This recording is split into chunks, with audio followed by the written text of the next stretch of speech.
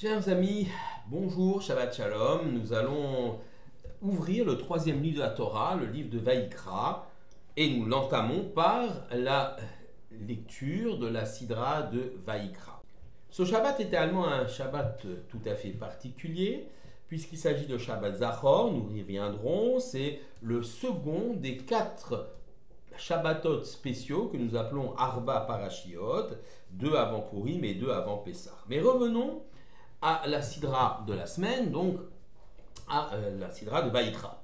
Vaïkra veut dire « et il appela ». Dieu appelle Moïse, pour lui exprimer les règles concernant les sacrifices, les korbanot. En effet, cette Sidra est presque exclusivement consacrée au culte des sacrifices que l'on appelle les korbanot. Ce texte est assez déroutant pour celui qui cherche dans la Torah un modèle de vie ou des enseignements de haute spiritualité. C'est assez curieux, un culte extrêmement détaillé, très technique, et on a l'impression que cette activité relève d'un autre âge, aujourd'hui révolu, celui du temps du temple de Jérusalem. C'est donc un culte très détaillé, très technique, et effectivement, aujourd'hui, on ne pratique plus ces sacrifices, ces korbanot. Maïmonide lui-même indiqua dans son guide des égarés, le Moré Nevuchim, que les sacrifices étaient une concession à la faiblesse des enfants d'Israël. En effet, imprégnés de l'Égypte, ils ne pouvaient concevoir le service divin autrement que par ce culte des sacrifices. Autant dire qu'il Maïmonide s'attira les foudres de tous les autres commentateurs, en particulier Nachmanide, le Rambam, qui ne pouvaient admettre que des prescriptions de la Torah ne soient que des pis-aller. Maïmonide lui-même prend le contre-pied d'ailleurs de son propre enseignement. En effet, dans le Mishneh Torah, son code de loi monumental, il détaille avec précision toutes ces lois des sacrifices, semblant leur donner une valeur en soi. Mais réfléchissons sur le sens même de ces korbanot. Le mot korban au singulier vient de l'hébreu karov. Ainsi, les sacrifices sont un moyen de rapprocher l'homme de son créateur. N'y a-t-il pas des moyens plus simples ou plus spirituels pour réaliser un tel rapprochement? Certes, dans la notion de sacrifice, il y a l'idée du don de soi, de l'offrande, du geste généreux. L'homme prend sur ses biens pour offrir au créateur. Mais au-delà des déclarations d'amour et de prière, il y a le geste concret, ce korban, cette offrande. Le korban, au temps du temple de Jérusalem, avait une autre fonction essentielle, celle d'unifier tous les éléments présents dans la création, dans la nature. Le monde animal était représenté par la chair des sacrifices, le végétal par l'offrande des farines et d'huile, le minéral par le sel saupoudré sur la viande des sacrifices. Et tout ceci était apporté par l'homme lui-même. Ainsi, au cours des sacrifices, l'hébreu tente de réaliser l'unité d'un monde, du monde créé, pour témoigner de l'unité de son créateur. Il s'agit véritablement d'une reconnaissance du créateur et du fait qu'il a créé un monde qui est tout à fait cohérent et tout à fait uni. Chaque élément intégré dans un ensemble revient et retourne vers sa source créative. Le sacrifice, le korban, simule dès lors la tâche que le juif doit accomplir ici-bas. Vivre dans un monde matériel, mais lui donner sa cohérence et témoigner que tout ceci émane d'une source unique. L'étude de la Torah permet donc de comprendre l'univers qui nous entoure, de savoir que tout a un sens. On peut déceler derrière la création le créateur unique. Le service des korbanot, des sacrifices, rassembler tous les éléments présents dans la nature pour les faire remonter vers Dieu par le biais du sacrifice, aujourd'hui, bien sûr, ne se pratique plus, car il est lié au temple de Jérusalem.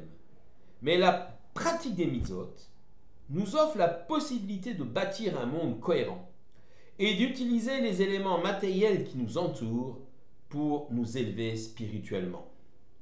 Aujourd'hui, le temple a disparu.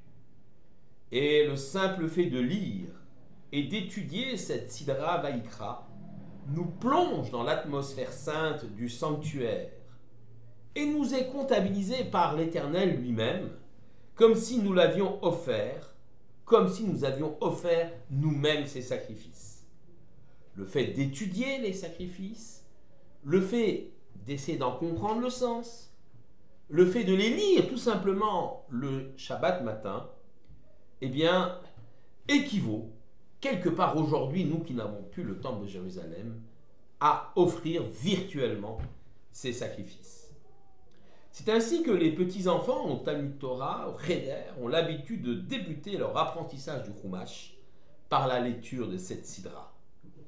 Et il n'y a rien de plus extraordinaire que des mots de Torah qui s'échappent des lèvres de nos enfants. Mais je voudrais ajouter également que ce Shabbat est très particulier. C'est Shabbat Zachor.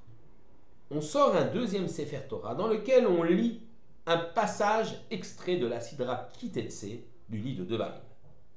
Ce texte évoque la nécessité de se souvenir du peuple d'Amalek qui a voulu détruire Israël après la sortie d'Égypte et l'obligation de le combattre. Les descendants d'Amalek surgissent à chaque génération pour détruire Israël simplement parce qu'il est Israël.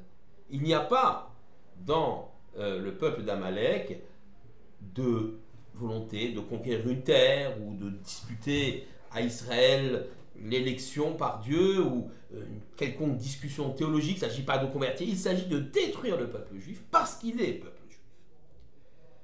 Ce texte est essentiellement lu avant Purim, car Aman, descendant d'Amalek, a voulu exterminer les Juifs. Et c'est donc une mitzvah de la Torah de lire ce passage, et chacun est convié à l'écouter, hommes, femmes et enfants.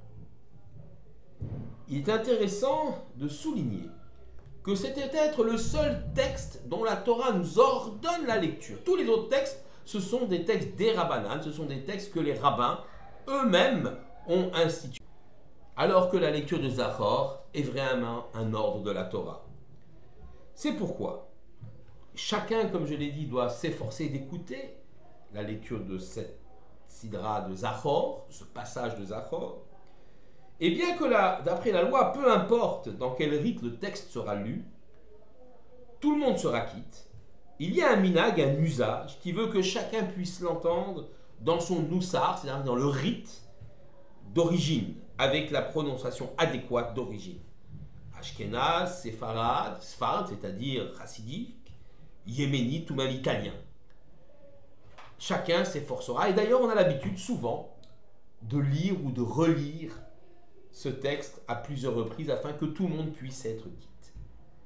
Combien ce texte est contemporain? Combien la haine du juif aujourd'hui est présente malheureusement, quel que soit le prétexte? Alors je ne dis pas que tout le monde est Amalek, mais l'esprit d'Amalek est présent malheureusement dans ceux qui veulent haïr le peuple juif et le détruire uniquement parce qu'il est peuple juif. Nous avons donc le devoir de nous souvenir de le combattre pour nous-mêmes et pour les futures générations. Shabbat Shalom à tous.